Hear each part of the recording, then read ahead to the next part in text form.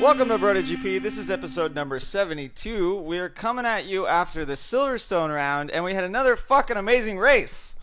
And I'm actually going to introduce people before expecting them to talk. So on the phone this time, as always, is Kevin. I'm not saying that Braun is the Night King, but Braun is the Night King. Hashtag spoilers alert, but Yeah. not really. No, Yeah. we don't know that. We don't know that. Yeah, that happened. Wait, Yes. why do we not have any Game of Thrones references planned for this episode? We do. They'll just Quite a few. Okay. They'll be Just- they're pervasive throughout. They Yeah. just- these Yeah. two just didn't tell me If about you them. want Game of Thrones references, I'll tell you right now. Dovi is telling you, chaos is a ladder. Littlefinger style. As you heard, Everett is here too. I am here, the money team. Wait, what was that? Oh, The what? money team. You were rooting for money? No. Will any of you know Conor McGregor just signed a contract for a 20-lap showdown against Marc Marquez? And you know what he'll do? Fucking nothing. Hey, Kev, if there's one thing you know about me, I'm gonna go with the smart money, and that's Smart what it was money. at. That's fucking Everett's jam. Straight up. Are you like Conor McGregor's like agent or something, just raking in those millions of dollars? I wish. No. Yeah, we know you do. But all right, I was in Vegas for when the fight was going down, and it was crazy. There was drunk Irish people everywhere. My brother-in-law was at the fight. No. His girlfriend is the nanny for the guy who owns the UFC now. Go figure. That's why. Oh, that's all? why Kev said drunk Irish people, because your brother was there. Yeah. He's Italian. He's Italian. No big deal. Yeah, exactly. Yeah, don't get those mixed up, because as we know on St. Patrick's Day, where everyone's a little bit Irish, except for the gays and the Italians. Sounds about right. Yeah. What? That's from the episode of the... You know what I'm talking about. No, I haven't. Oh, I haven't. shit. Sorry, I forgot about the exceptions to the everyone's Irish on St. Patrick's Day. Sorry. Yes, exactly. Either way. Oh man, Riders Law is going to be stoked on the start of this episode, but of course, yeah. of course, we are presented by Riders Law. Riders Law, they've got a new helmet planned for me, so I'm getting a new helmet out of this deal, and I'm probably going to Alabama in 2 weeks to go do the final Moto America race, and I'm going to go to the fucking awards banquet because that's how awesome Riders Law is. So, peeps, Thanks, if you- Ty. Smart. yeah. Yeah, so if you ever need any legal help, all you listeners, all you followers, and you need any legal help because you got into an accident on the street, you just need someone watching your back, give Riders Law a call, please. They're your California motorcycle and accident injury lawyers. They do amazing work, and they will take care of you. Even if you're not in California and you need someone to talk to, call them up, and they will be able to help you out. That's Riders Law with a Z, and check out riderslaw.com. And you got to remember from the last episode and all those other ones, the more you tell Sai to buy Kev a Zuma, the more likely it's going to happen. I'm going to get a Zuma, and I'm going to put a fucking blue silly string on the front and ride that thing around, knocking down walls like the Night King. Wait, are you gonna put those little tassels out of the handlebars? Like the Correct. little, what are those things? Correct. No, they're tassels. tassels. They're called tassels. Is Yeah. that what they are? They're not nardlets. You gotta put nardlets on the Zuma. Yeah, I will put so many nards on the front of that thing. It will be nards out. They will be giant nards with fucking Riders Law logos on them. Any Dude, chance to say nards and giant nards, right? Sai, sponsor my nards. He might. Nothing is going to keep the wheelies down on your little Zuma. There. Exactly. No, there will never be nards big enough to accomplish that. No. Wait, now you got to get a Riders Law helmet to go with this too. What? A With helmet? your fucking Nah. Zuma. This is No. America. What's it called? It's called a crash. A crash. What is it? What do the English say? The Brits? I don't know, a crash lid, something. Yeah, I it's something don't like know. that. Anyway. Whatever. shit. We're moving on. So let's actually talk about some MotoGP racing. Yay, so yay. the first thing we'll go with is one brow to rule them all. Yeah, one brow in darkness binds them. Andrea Dovizioso pulled through in this amazing race. There a lot of shit happened. Valentino Rossi pulled out in front, wasn't able to hold it. Dovi battled through the pack from his. I think he started on the third row, or was it the second? And then managed to get into the front group, stay with them, and then had an amazing strategy. So much. His strategy was so good that he specifically told everyone in the post-race press conference, and when he was talking to Dylan, that he wasn't the fastest in the race. Which is the fucking dopest humble brag ever. Right? Like, like hashtag the humble brag. Like, he was, I'm not the fastest. I mean, I totally broke the fucking race record for shortest race at Silverstone, and I crossed the line first, but I wasn't fastest. I was just in the right place at the right time. I just fully capitalized on my rival and a huge mistake by that team to seal the deal in the best way that I could, but I wasn't the fastest. Don't pay attention to me. Pay no attention to the man behind the curtain. Well, that's the guy with the eyebrow. The single eyebrow behind the curtain. We're referring to Gigi Delina. If you guys don't know, check out our Instagram and our Facebook to see it all. But yeah, I mean, he started in 6th position. Behind Lorenzo. Yeah, seriously. Which you guys are probably a little surprised at, but I'm not after what we talked about with Jorge for the last episode. But the thing that gets me is just the second the race started, he just looked like he was going to actually win it. There was no time where he wasn't coming through the field, where he didn't seem to have everything under control. Correct. Yeah, I mean, we'll get to Marquez's engine, blowing, but I don't think that if Marquez had not had the blown engine, that he would have won. I still think Dovi looked more in control. The entire race, he just cleanly and smoothly dispatched everyone. The bike looked, smooth and calm, and he was riding intelligent and cerebral. I just don't think that he was going to lose that race regardless. I mean, I said, speaking of our Facebook and our Instagram, and I kind of said, like, Marquez might look the fastest, but that bike that track is bumpy as all hell. And for a guy who rides the front so heavy and keeps the rear end so light, that's not a good combination for 20 plus laps where mistakes not going to happen. I just think Dovi or Maverick were always going to win that race, and Marquez, he was outright the fastest, but not over race distance. Too much chance for a mistake. Yeah, he was clearly the fastest guy, though. I mean, obviously his qualifying lap record, some other stuff. But to your point, race distance, composure, that track and the lines that it has, he just had to ride the shit out of it, given that, and I think we were talking about this prior to the race, was the consistency of the field was so close. Just because he set a fast lap, everyone was like tenths of seconds, within, right? So it was still going to be hard to pull away. It wasn't going to be he was going to just disappear into the sunset and nobody would catch him. So you knew it would be a dogfight, and given a dogfight, it was going to be a really tough one for him to win.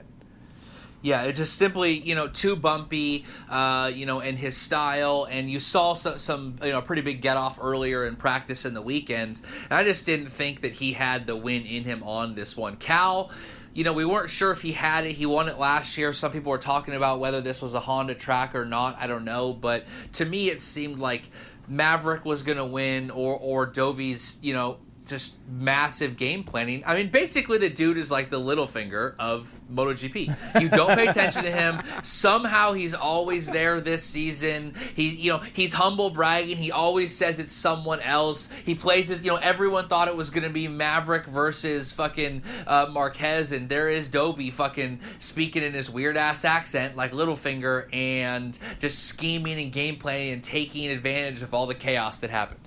Well, but that's a bad analogy because we know what happens to Littlefinger, but that's a different story. When he gets resurrected by the Night King and rules them all. What are you talking about? They killed him in Winterfell, bro. Wild speculation. So, but yeah, I mean that's the theme of Dovi, and that's what's so fucking cool is he just, to your point about humble bragging, he just doesn't even need to say anything. He's just like, I'm just winning shit. He's got 4 now?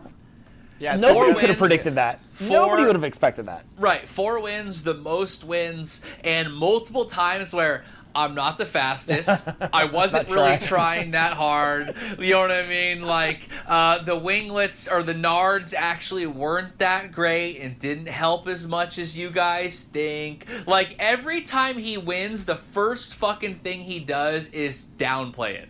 You know what I mean? Like, the first thing he does is, well, it worked out. He's never saying, like, oh, everything was perfect from day one. Our bike was on point and all that. It's just like, he's just sort of pseudo downplaying himself. I don't know if it's a game plan to make them not pay attention to him. Well, when you think about it, right? Let's look back through the annals of Dovi, and let's look into Dovi's annals. He's never been in the limelight like this, and so I think it's just him at this point, right? If I look into the annals of Dovi, the last time everyone had all their eyes on him were when his in the annals were when his nards were fully out. Yes, I concur. I was gonna say when Casey Stoner was stealing his ride and he had a lawyer fight over it. Yes, dirty. Yeah.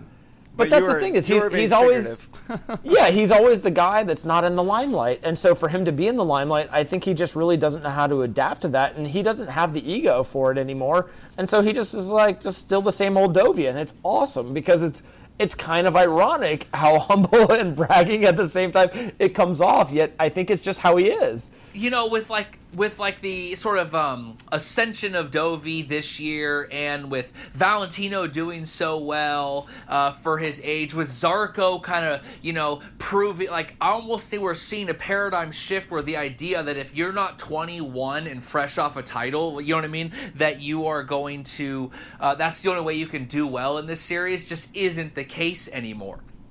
Yeah. Dovi's, and he credits his sort of resurgence to his age and his wisdom and his experience. You see Valentino doing well. You see Zarco doing exceedingly well. You're starting to see that it's not necessarily that like you have to be a phenom as much as in the days of Spec ECU and Michelin tires that you have to be someone who can work hard and put it all together, because it's not as easy to put those puzzle pieces in anymore. You can't just count on the electronics hooking that rear up for you, and all you got to do is be the latest fucking breaker on the front tire on the Bridgestone possible. It's a different era. Is this the renaissance of MotoGP? Well, we've been having the Renaissance for a couple of years now. Well, dude, the Renaissance lasted more than 1 year, dude. I know, but this is the rebirth. This is the rebirth of MotoGP. Maybe you could argue last year was, but we are really seeing a different combination of elements, and it's just everything's been flipped upside down. We keep talking about it, and it's just so amazing to see, and it's making fans out of everybody. The series has really got it right. It's awesome. Yeah, and speaking of like fans and everybody, I'm stealing those words and reversing them, but we were talking about this, like, one of the things, right, like, what, not only is it the resurgence, and it's sort of the Ducati Renaissance, and it's the Renaissance of competitiveness. You see all different people able to win. You're not really sure. There's 5 guys still in the title and all of that stuff, but, fuck, I totally lost my train of thought. Oh no, that Dovi is the kind of guy that everyone's rooting for. Like, all throughout the years, like, if you were a Stoner fan, you hated Valentino, and if you were a Valentino fan, you really didn't like Stoner, and if you were a Nicky fan, you pretty much hated Pedrosa, and if you liked Jorge, you hate, you know what I mean? Like, there was, like, it was almost like choosing sides, you know what I mean? Like, you were Team Targaryen, or you were Team Lannister, and there's no one, but, like, we all know that, like, everyone's Team Stark, and Dovi is, like, fucking Ned Stark, you know what I mean? Like, everyone loves him. Everyone likes Dovi. No one dislikes this guy. There are no Dovi fans there are no fans of like Marquez that hate fucking Dovi. And like every Valentino fan in the world is like, well, if Valentino can't do it, I want it to be Dovizioso. Yeah, and so it's a great point. You look back 2 years ago, who was a Dovi fan? Are we all bandwagon Dovi fans now? Everyone is always underdog fans, at least a little bit in their heart, right? And he's still, maybe up until this race, which is why Conor McGregor took 70% of the total bets in Vegas. Everyone loves, everyone loves an underdog. That's right. There was a lot of alcohol involved in those bets too. Yes. The thing that I really like about Dovi is he's still surprised every time he gets into Parc Fermé. Like, he's finally realizing what the aliens felt like years ago when we actually still had the aliens, like how they would show up every single race, they'd get into the box, and they were just there. He's finally realizing that can happen to someone but the other 4.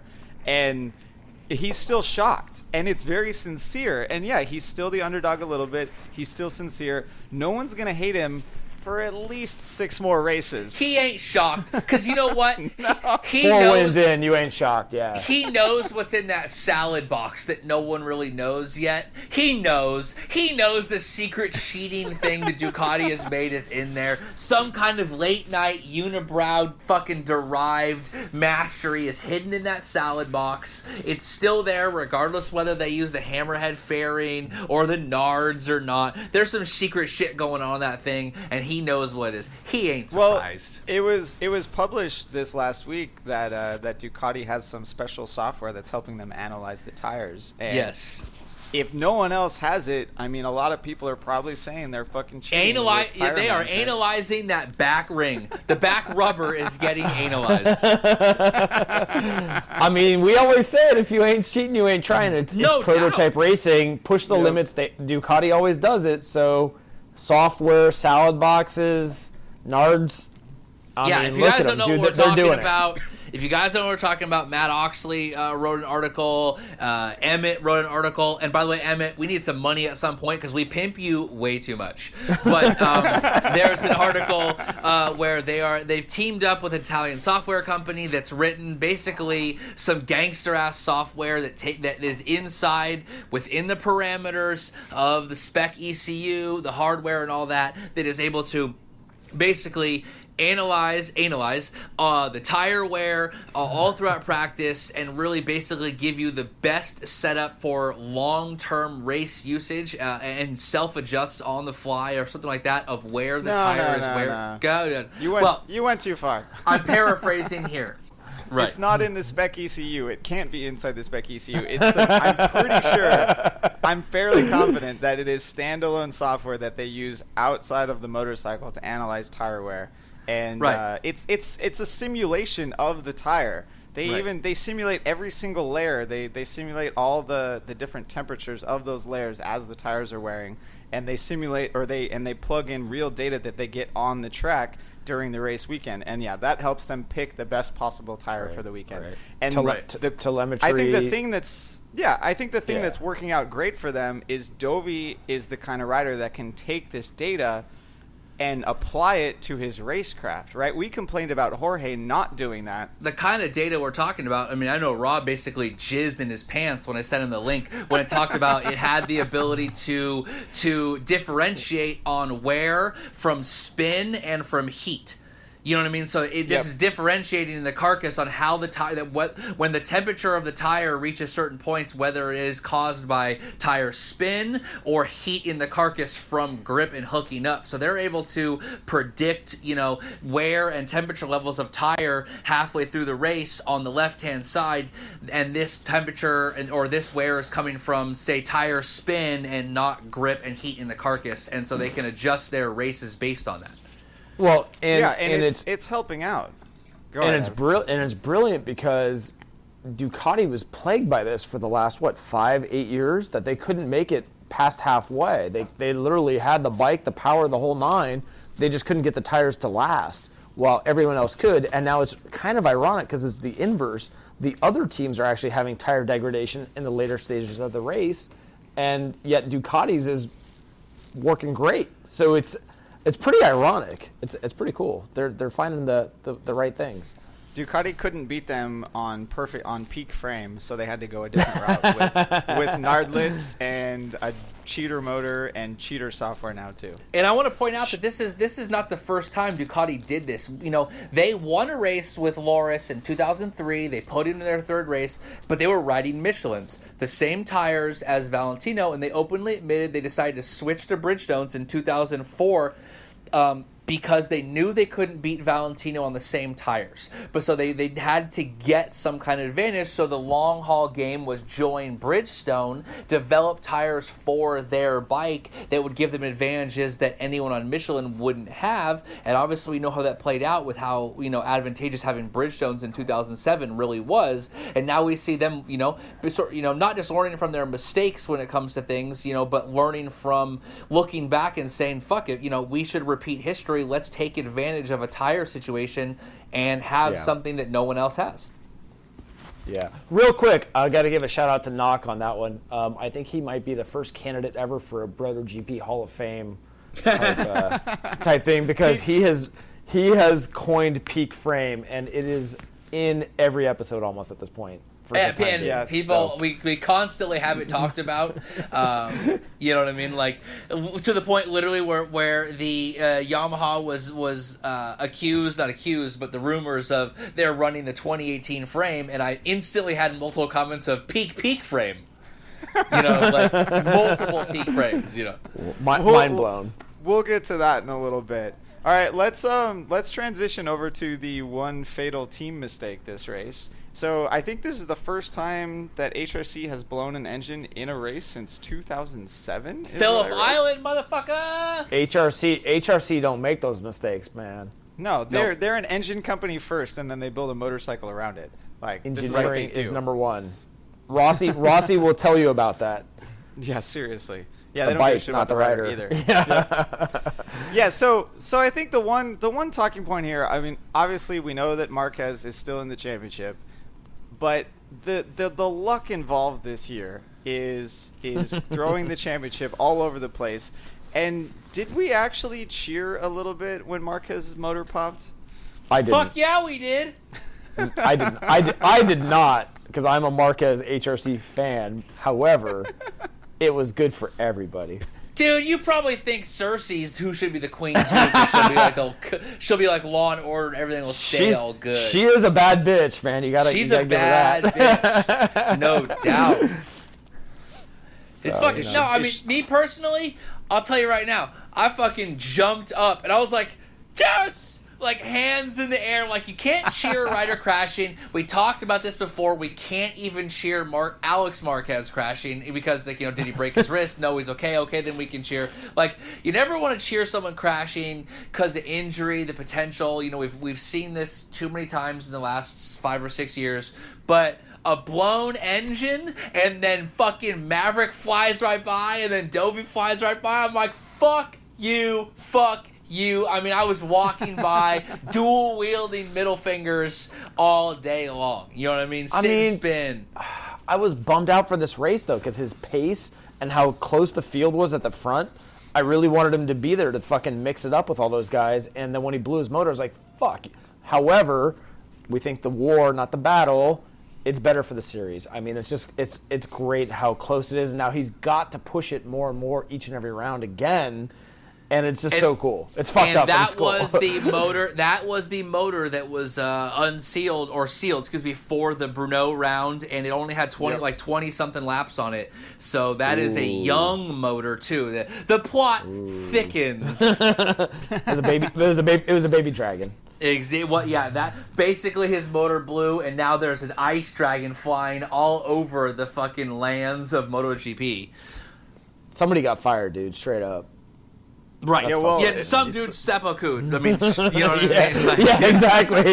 Even better. Yeah, take it to that level. I mean, that really is what just happened. I mean, here's the thing. Like, we've seen this before. Valentino blew his motor at Mugello. It was, it wasn't the greatest thing ever. And I admit that as someone who's a little more biased towards Valentino than Mark. Although, again, I respect Marquez and his ability to ride a motorcycle is second to none. He's amazing to watch, but Dovi got taken out by Aleix Espargaro. Otherwise, his fucking record is great. Like, Marc Marquez was bound to have an error that was not forced that he has to deal with. Dovi had to deal with it. Fucker got taken out. All that happened with Marc Marquez was his engine blew, he pulled in the clutch, and then he watched his number one rival fly by. And real quick, all you shitheads who every time Marc Marquez wins reminds me that I posted the Simpsons picture about exactly when you could... That was when he lost the title, motherfuckers! Because that was his own unforced error. You gotta fucking include a DNF or some problem that's unforeseen, that has nothing to do with you, that's just fucking in the hands of the Lord of Light. You know what I'm saying? But, well, and I'm sorry. You gotta. I mean, we talk about how much this is the rider, but this is a team sport, and it's evident that his bike, against all the Hondas, is always up front. They're over-tuning that fucking thing, and it finally bit them. And This is as much a team sport, and we have given that team more props than anyone for their game planning, their gamesmanship, their ability to stick to a wild game plan, to take the risk and see it through, and how great that's been. They invented the Marquez hop, which, by the way, is ixnayed with 5-to-5 rules now. You know what I mean? Like they cheated the rules in Moto 2 with a quick shifter and all that. Marquez's team gets nothing but absolute respect from me. This is just one of those times where the engine and the team let the rider down, but it's a team sport in the end. So, dual-wheeled middle fingers. What? We've seen Ducati let down Dovi quite a few times before as well. Like, they missed setup all over the place, and he gets 8th place. Right? Yeah, but that's the trial and error that they finally gotten and culminated to this with Gigi. I mean, that's it's just their path, man. It's their journey. Yeah, I mean, they're still not at the level through the promised land, Yamaha, but they're getting through to there. The promised land, the Dovi. Yeah. Yeah, exactly. Yeah, he's leading them out of the desert after 40 years to the land of milk and honey. You're gonna get dehydrated every now and then. You're gonna be hungry and delusional. And you know what? That's what I'm saying. That's what I'm saying. Every once in a while, you get together and melt down all your gold and build a golden calf and start worshiping it for no reason. And then fucking Dovi's got to remind you that he's the one. That's what happened. What do you mean, what? Read the fucking Bible once in a while. Or don't, because it's like a bunch of nonsense. But a bunch of lies. Yeah, exactly. We don't want to. Hold on. We don't want to alienate. We don't want to alienate any more viewers than we already have with our both pro and anti-Trump jokes. But the boy was in the whale's tummy with a candle. Dog. Yeah. I digress. I'm sorry. I'm just. Kev, that was fun. Edit this. Right. All right, back on more topic, Game of Thrones references, less fucking Jesus references. Nah, Jesus is cool. He's cool. Baby Jesus is the best Jesus. He's the good one with it. I like to think of Baby Jesus as like the front man of Leonard Skinner, but he's got huge angel wings. Oh shit! Tangent and a half. Right. So Dovi, Marquez, luck. Yeah, luck is helping. He said, "Did we cheer?" And I'm just saying, I thanked Baby Jesus when the engine blew. You know what I mean? So all that really matters is as you saw and I posted forwarded, was the internet decided that it would be Dovi wins and Marquez blows, and then it cut off engine because it was the preview all over Facebook. So it was just Marquez blows. But, I mean, maybe we got to spell it out. I mean, the fact that the championship is now kind of restructured based on this whole thing, and Marquez, he's got to start taking risks again and, like, climbing his way back to that lead. And how many races are left, guys? 6? We still got 6 left. I don't think he needs to take any more risks than he was taking in Austria when he said, "Fuck the championship, I'm dive bombing this guy." Right. No, right? But there's only 6. He's going to continue doing that. But there's only 6, and Dovi has the most. He's got to go for it. And for Marquez, that is a precarious scenario. Like, he's going to fucking crash. What have I consistently said this season when we started seeing Dovi win well was that Dovi is doing what he needs to do. Is he is stealing wins. He wins at the tracks he needs to, like Red Bull Ring. But last year this was a Honda track. Marquez he is stealing wins at places he shouldn't, and Marquez is only able to win at his A+ tracks. Marquez has not taken a win at a B track yet. He's just won at his, you pencil in him for a win at those races. But Dovi has, if Dovi, he got second in Japan last year to Marquez. If Dovi can steal win in Motegi, I think it's his to lose.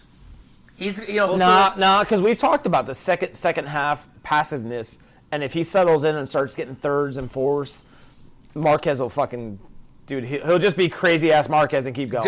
Dovizioso has the lowest points of any championship leader after 12 races right now. So, yes, he has 4 wins, but he doesn't have like a grip of podiums otherwise, if you look at his results. He's able to capitalize and win and do well, but he's not like winning and then getting a bunch of seconds like, say, Lorenzo did in the famous year where Pedrosa won 7 races, where he could just get second every race or third. Getting second or third is not a given, and he's ahead, but not by a ton. And what is it? It's like 35 points only spreads out the top 5. It's, fucking Pedrosa could still win this. You're absolutely right. But that's the whole point. Is the whole thing is still a crapshoot for the top 5. Well, the thing that I look at is when I look at the rest of the tracks that are coming up in the calendar, if I have to pick 2 factories that I'm going to pencil in for the podium, it's either going to be Yamaha and Ducati or Honda and Ducati. Like Ducati, they've got that consistency now with Gigi, and Yamaha's screwing up at hot tracks, right? When they don't have the rear grip, and they've been struggling with that. And Honda seems to be screwing up in other ways, right? But Ducati is more consistent. I mean, we gotta talk about Yamaha because they were on the podium for behind Dovizioso. Yeah. But so hard transition there. Let's do it. Well, they tested at Misano in a private test. Not really any pictures got released. No one really talked about it. Not a lot of press releases other than we saw Valentino kind of marathon rode a lot of laps, which is kind of different than what he normally does. His get up at 12 type of testing. And the rumors were they're riding the 2018 chassis and they suddenly did really well. And what did Maverick do? He said that the soft tire was not a gamble. That was always what he was going to use. It was what he practiced the entire practice sessions for and all the FPs, and that was his plan all along, was make the soft tire work the whole race. I think the one thing about the Yamahas too is they seem to have lost their way. I wouldn't say they're fully back to being dominant Yamaha, but they're definitely showing the glimpses of being on the right track again. So that's a good sign. And I think to your point, they're going to carry through the end of the season. And they've got nothing to lose, right? Keep that in mind in the mentality game here, right? Psychologically, they got nothing to lose. They can go for first, and they're going to be relevant, and they're going to get better and better. So I think it's... Well, there's two things that really stick out in my mind when it comes to Yamaha looking forward in conjunction with this race. One, Maverick made the soft tire last the whole race, and he nearly won that race. He was only tenth and a half. Right, he was close. 2 turns away from and 2 more laps. Yeah, not even that. If Marquez doesn't blow his engine directly in front of Maverick, and Maverick has to swerve and then make sure his front tire's not covered in oil, Maverick wins that race. That's debatable, but he would have been in contention harder. He would have been closer and able to make moves earlier on. Did Dovi have more in the pocket? I don't know. I'm not really going with what ifs. All I'm saying is Maverick was super close to winning that race, despite the fact he had to dodge a blown motor and then check and make sure he was good. Right? That's a good sign. The other good sign is he did that all on the soft tire. And what has been Yamaha's problem? Making that tire last. And suddenly he's used an entire weekend and a smart long plan game plan to make sure that he can make the soft tire work all race. He did. And what are we going into? The flyaways. Who fucking dominated testing at Phillip Island? Who dominated testing at Sepang? Who was dominated testing at Valencia? Dude tested and dominated at tracks coming up. It's a good sign for him. He's not even on the same motorcycle anymore. No, but it's all fucking mental, bro. It's all mental. When you say flyaways, I get a little bit of a chubby dude. I get a huge fucking boner. I get a big old, but I'm the flyaways are the best. Yeah, it's the best, no doubt. So, Kev, a couple of things about what you just brought up. I think it's hilarious that Valentino in the post-race press conference is explicitly said that there's not much difference between the tires anymore. Like I almost think he was trying to. Almost make an excuse for why Maverick was able to make the soft work. He was throwing quiet shade at Mav. Nah, making that soft tire work didn't matter. They're all the same. Old man Rossi. And then the other thing too, like it was warmer at Silverstone on Sunday for the race because they went later so Formula One wouldn't conflict or whatever. But it still wasn't a baking hot track, right? It wasn't Catalunya, it wasn't Jerez, like it wasn't a slippery hot track where they've sucked previously. Right. So but by UK standards, it was hot.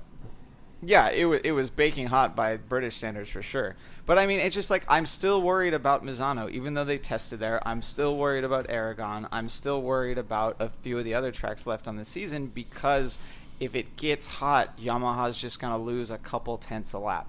No matter what they fixed in the test, I don't think they're there yet. Right, because of peak frame, it means they made, if they fixed 2 problems, they made 2 more somewhere else.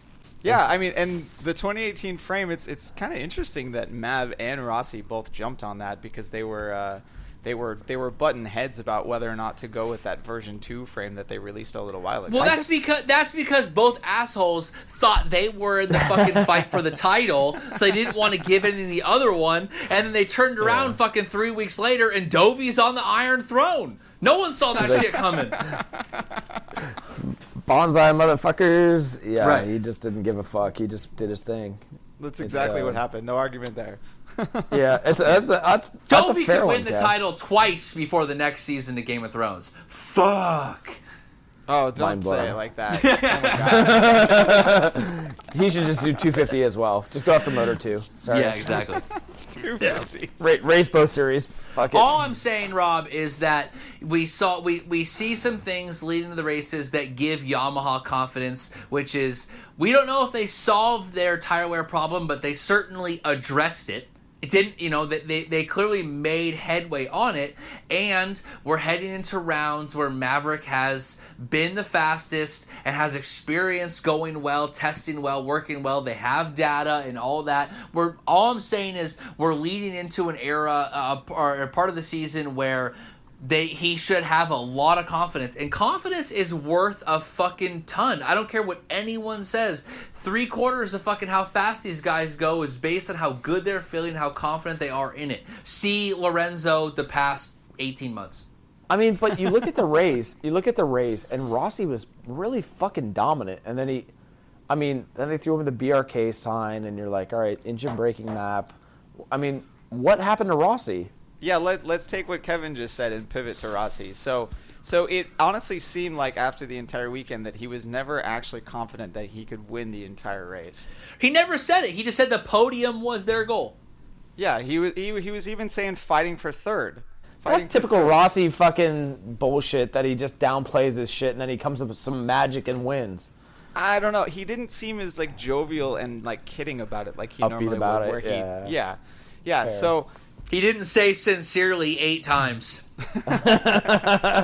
Sicily. Yeah. I forgot about that shit. We haven't seen that in a while. That's a good point. That's a telltale sign. Well, so what happened with Rossi? Like, I mean, we got to get to follower questions here pretty quick. But last point about Yamaha. It seemed like he pulled exactly what Jorge did at the last round. He ran out too fast, unsure of his tire wear, pushed just a little too hard, wasn't able to pull away, and then got brought back by the field.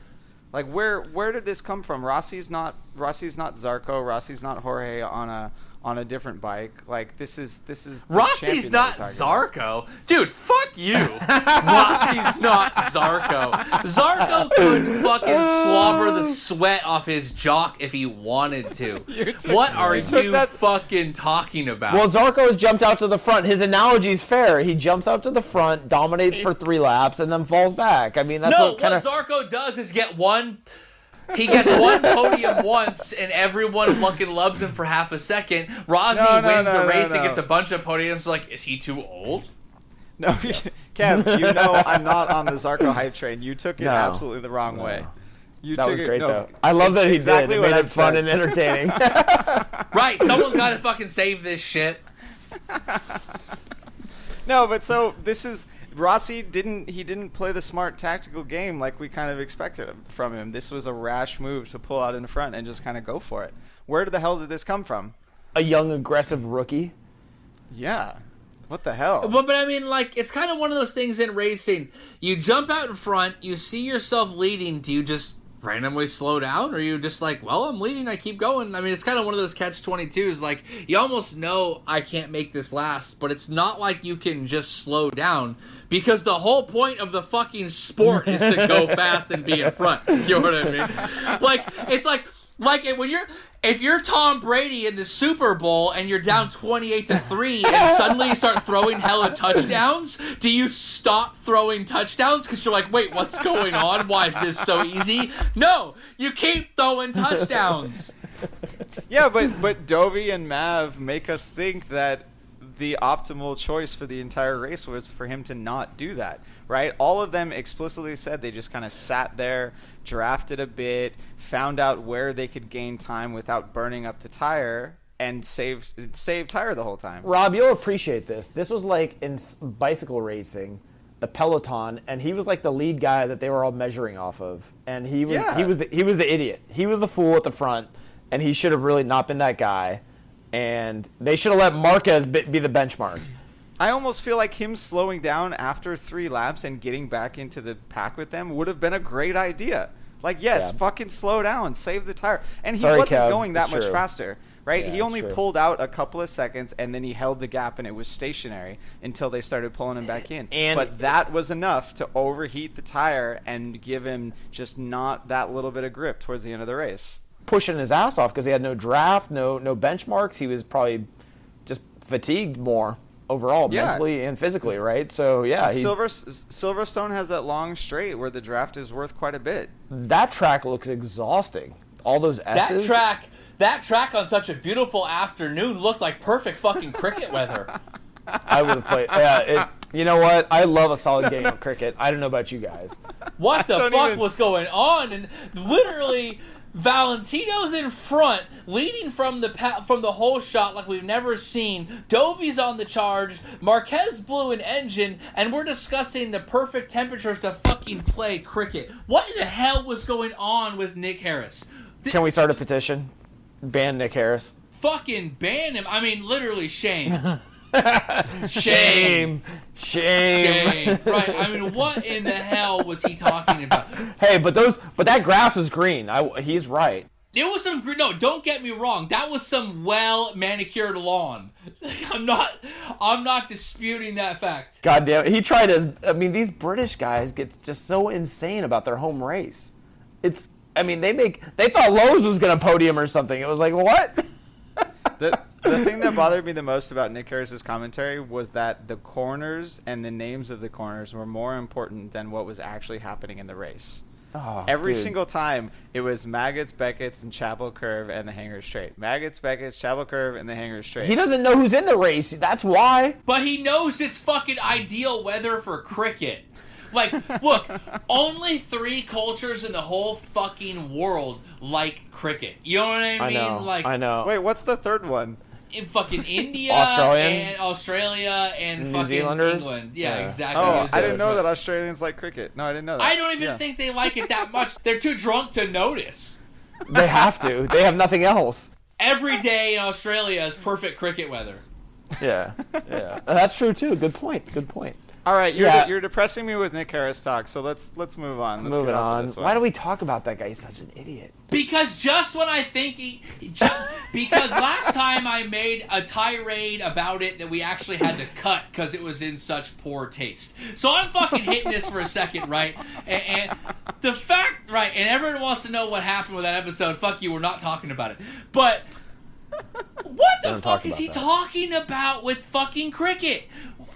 Like, how old do you have to be to like cricket, first of all? Like, you have to have been alive when Queen Elizabeth I was around and they were colonizing fucking India, and the British East India Company was, like, spreading cricket around the world to civilize the savages. What in the hell? We just lost followers for colonialism. Anyone that hates colonialism. I am not pro-colonialism. What are you talking about? We lost followers. I am not pro-colonialism. I'm talking about how stupid it was, because the worst thing it did, aside from slavery and murder and rape and pillage, was spread cricket. Yes, I'm equating cricket to slavery, rape, and pillage. They're even more. They're gone. Yeah. Right. All I'm saying is that Nick Harris is pillaging my weekend of fucking fun when it comes to MotoGP. I want those Moto2 guys. They do a pretty good job. I want them. I'm right. That's what I'm saying. Plus, that dude in Moto3 says all those crazy ass fucking Finnish and like Thai names. Rataputa Potapak. He fucking says that shit like a boss, dude. No, they nail it. I mean, something's got to give. I hope to God something happens. I'm just saying, like, the cricket stuff, like, at this point when the vast majority of we have a lot of followers on social media, right? We've got, like, 15,000 people who are fucking very active on our Facebook. Our Instagram's got like damn near 20,000 people. Our fucking Twitter, even though we don't even try, has a hardcore loyal fan base. And the number one thing I heard on a race weekend in which Dovizioso wins his 4th race and becomes a championship leader, and HRC blows its first engine in a decade, is that Nick Harris spent half the broadcast talking about cricket. Yeah, and the weather. By the way, in there, I like how you snuck that in there. # humble brag. Yes. Yeah, like that on humble brag. You know how fucking dope. And the worst part was, the problem with Nick Harris, he's too fucking English, and he's too fucking old for talking about cricket to be ironically funny. Like, if we just had an episode where we started randomly talking about cricket, that shit would be hilar, right? Because it would be funny. But bro is too old and too non-funny and too British. He's talking about cricket being sweet like it's real. Like, this is real nice cricket weather. No, what it's nice weather for is exhaust fumes and 200 miles an hour and 17,000 RPMs. That's what it's dope weather for, bro. Yep. Yeah, I mean, it seems like MotoGP is transitioning him out, so maybe he's gone this year. I already asked our fans to write emails to Dorna for thinking him gone, but yeah. And speaking of our fans, I'm going to do another hard pass. I'm speaking of our fans because I did mention of our many fans who are billions and billions and billions of fans about what they want us to talk about. And OG Homeboy Bossum had an idea to talk about that I had to fucking throw out because I didn't even think about this shit until he said it. But he wants to know that MarcVDS signing Tom Luthi to allow Marquez to win the Moto2 title. And I was like fucking mind blown. And Everett, I know that's right up your alley. Take it away. Conspiracies abound. I mean, you take everybody who's relevant out of Moto2, and guess what? The only guy left is Alex Marquez. And if he doesn't win, he's a fucking loser. But then, to add to it, guess who's poised to retire? Danny fucking Pedrosa. Oh, and that places him where? Mind fucking blown. And that places him potentially at Repsol for the Marquez Bro Down Showdown. And you get two Spanish bros on right, Repsol the marketing juggernaut that is the created, superstars. Nepotism. I hadn't really thought about this. Like, when I first saw the Luthi signing, I'm like, cool, because everyone calls him the gatekeeper, but you can't be a gatekeeper until you've gone there and have some reference. Like, beating Luthi is not proof that you can do well in MotoGP at all. Because he hasn't won the title and moved up. He hasn't proven that being as good as Luthi means you can do decent MotoGP. Now I'm going to see, like, the guy's going to get a short deal. You know, he only gets a 1-year deal. Thank you, Sam Lowe's, for completely changing the paradigm of contracts. Just ruined it. Right? And now I was like, oh, cool, we're going to see him. We're going to do two things. We're going to see if that fucking bike actually sucks or whether just Miller and Tito suck. And we're going to see him move up and see what he can do after all these years. But it turns out, fucking like crazy like a fox, the whole thing was to pave the way for Alex Marquez to have an easier time to win the title for MarcVDS. And what happened in the fucking press conference? Keep your enemies close. Keep your friends close, but your enemies closer. Yes. I think it's all for naught. Alex Marquez is going to find a way to screw up that title. So they can collude all they want, but they're not going to stop Pecco, and I'm just penciling in Pecco. I would say Oliveira, but he's riding the KTM, so. Well, right. And the silver lining for us who really would hate to see that happen is Sam Lowe's is going back to Moto2, right? There's a couple other riders who might end up there again. Tito Rabat, he needs to find a home. He'll likely go to Avintia if they stay in GP. We don't know yet, but there's a few outcomes that still put good riders in the series on good rides to displace that from happening. And he has to win to get that. If he doesn't do anything better than first, it ain't happening. Right. Yeah, I mean, and even it's just he's not going to respond well to that pressure, because that's kind of what we've been seeing. Like, he was leading the race this time and crashed out in one of the slow corners and thankfully didn't hurt himself. But I can't expect him to do significantly better next year to be able to just pull ahead of these other riders that are more up-and-comers. So, yeah, MarcVDS can collude all they want. They can sign Luthi. But no, he's a front runner on the best bike on the grid. One of them. There's two of them, right?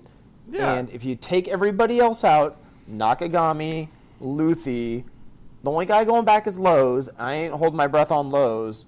Who is up and coming that's going to displace him? I like your comment. He's doing what he's on the best bike on the grid. But the best bike on the grid next year is not the MarcVDS bike. The best bike on the grid next year is the KTM. Oh, salty. I love it. And Sam Lowe's signed with the Inner Witten team, and all of the paddock rumors is they're getting a KTM frame next year. Oh, I haven't seen that one yet. Is it going to be a peak frame? No, it's going to be a trellis frame, an orange trellis frame that looks fucking sweet. I think that Alex Marquez is going to do more damage to his brand next year, because he has taken exceedingly long to do well in Moto2, which is not a good sign. It's the Tito path, which we know is not good. Pecco, very good this year, and VR46, pretty darn decent for their first year in. KTM, Oliveira, very fucking decent for their first year and only going up. These are guys on much sharper upward trajectories than Alex Marquez has had this season. And I think that the removal of Morbidelli, the removal of Luthi, and the removal of Nakagami give Pecco and KTM, Oliveira, and even Sam Lowles exactly.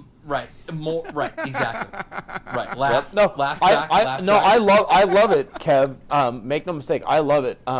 Even Brad Binder, right? Right, that's a good point. Brad Binder going to be healed, not injured from his arm. The KTM is looking good. Lots of data next year. I think Binder, is going to be looking a much more strong than he looks this year. I agree, and I hope everything you're saying is right. I just hate the nepotism and the prestige he gets without the performance behind it. He's gotten everything afforded to him, and that for me is very frustrating. So yeah, and without the performance behind it, he is now expected to win the title, right? His team is paving the way for that expectation to be lumped right onto his shoulders. And these younger riders, the up and comers that are pushing through with comparable results, right? He's not that far ahead in the championship, or not that far ahead of Oliveira in the championship. They don't have that expectation to win. Oliveira and Pecco can stay in the championship for next year and probably another, and still be considered good and still be paving a way for GP. And yet Alex Marquez is going to be expected to win the title. He's going to. It's kind of the perfect storm to psychologically fuck him. Yeah, and that's exactly what Kev was saying. Right. Yeah. I also want to go on to some more things, because speaking of exactly what Kev was saying, John Knowles wants me to drink every time one of us says Dovi and see how far you get. I'm way ahead of you, bro. Yeah, way ahead of you on that one. So, and then William Tan, who looks like a new guy who's been posting, wants us to talk about the Mega Ride software to gain advantage. We did talk about that. One of my more interesting topics was Dustin Saylor wants me to discuss these nuts. Right. Which we did. You want me to talk about D's nuts? I'll talk about them. Just a little bit more. Go ahead. A little more salty. You want me to analyze D's nuts? And yeah, exactly. I have a good question, though. Grant Kennedy Musgrove, I have to say that's an interesting last name, wants to know that... I like it. Rob, if you were a booger eater, would you rather have this year's Yamaha or last year's, but with a binder full of info for each track? So, take a booger, dig it out deep, put it in the mouth, and savor it. Savor it. Are you savoring? You're savoring that booger? It's a lot of umami in that booger. No, exactly. And then do you want this year's Yamaha, or are you thinking last year's Yamaha with a binder full of data, not unlike Mitt Romney's binder full of women? Woo, hashtag throwback. Yeah. So wait, we're talking a brand new Yamaha with no data for sure, or last year's Yamaha with a lot of data. What the guy is fucking alluding to, Rob, are the Tech 3 Yamahas better than the fucking factory Yamahas this year? I'm taking last year's Yamaha with a shit ton of data because I'm not a factory team, and I can't do a shit ton of development in 1 hour of practice to be able to put in a great time in FP2 and then worry about whether or not it's going to rain in FP3 and then still make it into Q2. And yeah, there's no time for all that shit on a race weekend. I need the data now, and I need my riders to be confident that they're on good equipment and that the team has got the setup in there so that they can go fast in the race and throughout the whole weekend. I want last year's frame with the binder of data. Okay, and I want to use my main man Remy's question. One of our number one fan meme people who send in memes. His fucking one brow to rule them all. That's a Remy original. Wants to know how can Bradley suck this hard, and that's a perfect segue to our Hall of Shame. Because the rumors coming out of this race we talked about some rumors about the KTM for Inner Witten. We talked about the 2018 chassis. But the other juiciest rumor of them all, one rumor to rule them all, is that Bradley is sucking so hard that they are seriously consider switching him and Kallio, doing the swap for next year, and Bodley Smith has to go test rider route while Kallio gets the fucking contract. Because while Smith might be under a 2-year deal, it's, they can just move him to test rider because the bro was sucking hard. The question is, Rob and Everett, how can he suck so hard? What finger did he completely fuck? It's left hand, right? Yeah, no excuses for him. I mean, we kind of said this years ago when he moved into GP, right? He may be a very analytical rider. He may be able to communicate with the team. He might even be good at development, but he's never had that talent to be able to push through. He has flashes in the pan, definitely can have some surprising results every now and again, but he's not going to be able to push through. And something is biting his confidence big time on the KTM, and it's not like all this pressure with contracts and stuff isn't doing him a solid either. I think it's a good move for KTM. Just move him aside. Oh, he should be the test rider. That's the irony, right? And yeah, that's exactly it. He's too cerebral for GP. The more you know, the slower you go. Yeah, he's got the money. He's got the intellect. He's like, why am I going to go push it? There's nothing to gain by getting 12th place versus 14th place or 8th place. I'm not on the podium. What fucking difference does it make? And I'm not going to push. I don't care. So that's the problem. That's his mentality. You know what he should have done with the finger? Just amputated. Because we've seen a lot of riders go way faster when that happens. Fucking Ronnie Lott style, dude. Dude cut his fucking pinky finger off so he could play and win in the Super Bowl. You know what I'm saying? Get down to race weight. Here's the thing about... Right, exactly. Here's the thing about Bradley. He's just not a killer. I don't want to use like fight terms or whatever, but like UFC or boxing. He's not a killer. This dude, he's fast as fuck on a motorcycle. We've mentioned this before a million times, but he's not a killer and he's not a winner. He just isn't. People like to dig on Carl all the time. What's the best that Bradley Smith's ever done? A couple of podiums once way back in the day. He didn't even win a moto race, Moto2 race. Carl fucking won a Moto2 race. Most of these guys on there have won multiple races in large classes. Bradley never did that. Bradley's entire career is based on the strength of 2 or 3 consecutive podiums on a Tech 3 bike. But the experiment of moving him up, the experiment of the 3-year contract where he had 1 year in Moto2 and then 2 years in Moto3, just like the Jack Miller experiment, it's over. It didn't work out. It was a poor choice. The dude's just not a killer, and I think you're right. A test rider role might be better for him. Let him have 1 or 2 wild cards per season to really let it all out. To focus a year's worth of competitive fire into 1 or 2 weekends, and then let him be a really smart guy in the grid who can talk to journalists really well. Like, who fucking cares? I agree. Yeah. So maybe we'll see Kallio next year. No, we're going to see Kallio in 2 rounds. It's not going to be. Oh, that would be even better. Whew. Don't get me excited. No, that's what the ultimatum is. The ultimatum is like 2 or 3 more races, and then he's gone. So if he doesn't produce before they leave on the flyaways, then they're going to bring Kallio in right away because they want those results. Speaking of KTM, hold on, my man Rogerio Sabino, I think I pronounced that his name right, wants to know how much does it suck that Pole manages to crash after the finish. I mean, maybe Smith knows something we don't, is that bike can fucking lock up the tire and throw you off at any fucking moment. You know what I mean? Yeah. That bike is the George R.R. Martin of fucking bikes. It'll kill you any fucking moment. You know what I'm saying? Like, no idea. Get you. Yeah. Wait, I thought you were gonna say it would just stop producing, right? Didn't he? Didn't he just stop writing the books all of a sudden? Yeah, he just quit. Yeah, exactly. Yeah. What a loser. But that was supposedly that's what happened to Pole in qualifying as well. He was following Marquez for a crazy hot lap, and then just all of a sudden we just see him crash way early in a braking zone. You wouldn't expect it to happen, but we didn't even see the crash. You just see him slide off, and supposedly the rear tire locked up as well. So thankfully, I think KTM gets as many engines as they want because they still haven't done shit in the class. So to answer Rogerio's statement, how much does it suck? It sucks a lot. Yeah, it sucks a lot. I mean, thank God Pole didn't get hurt. It's that easy. It sucks a lot. Right, exactly. Really, he also wants to know about. better. He also wants to know about Sam Lowe's great race, and just like the British media predicted.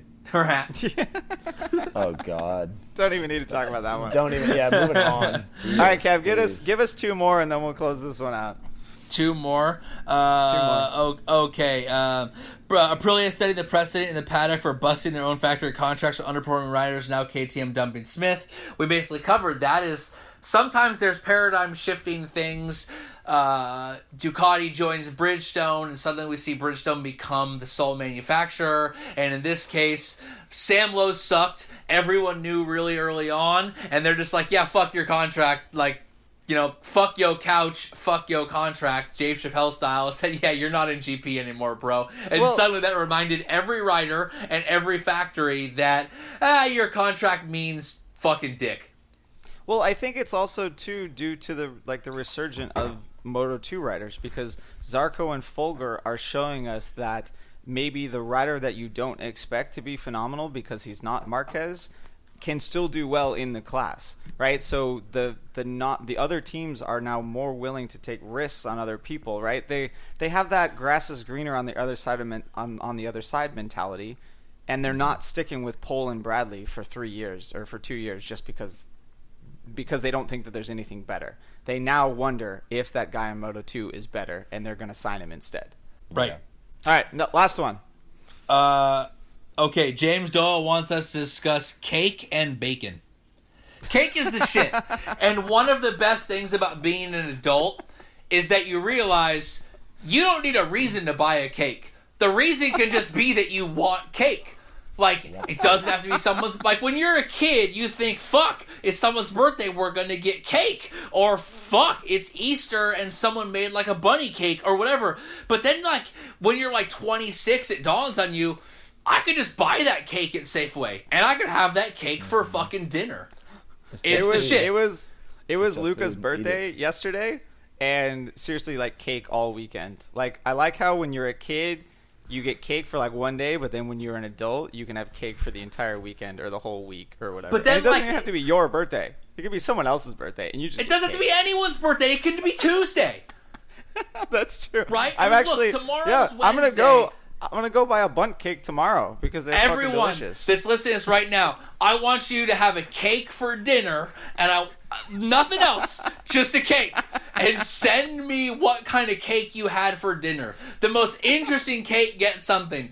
I don't know what. I'll figure it out. But, like, That's the dope thing about being an adult. I mean, other than bills and a job and knowledge of the world and all its problems, you can buy a cake for no reason and have it for fucking breakfast if you feel like. That's awesome. And bacon, I think the internet ruined bacon. It's pretty good, but it's not like that good. Bacon is like Danny Pedrosa. It's pretty good.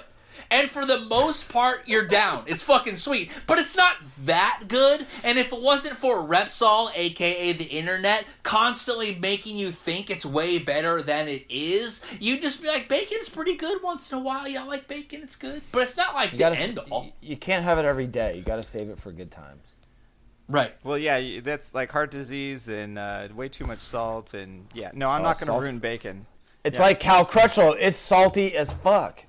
Right. Speaking of heart disease, when I was in Vegas this weekend, I'm ending on this note, I went to a restaurant in which it was called the Heart Attack Grill, and anyone over 350 pounds ate for free. Ate for free.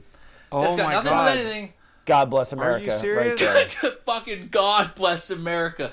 God bless America. It doesn't. Yes, Oh, man. Yes. You haven't heard about that, Rob? It's pretty bad. No, no, I haven't. All right, let's close this one out. Johnny Knowles was right. Every time we say Dovi, Kev drinks. Go buy a cake. Drink. Go buy a cake. Drink. 2 cakes. All those people that downloaded the episodes from Indonesia the other day, they're gonna be like, "What the fuck are these Americans doing with their cake and their overweight restaurants?" What are we doing with our cake? We're celebrating our freedom, dog.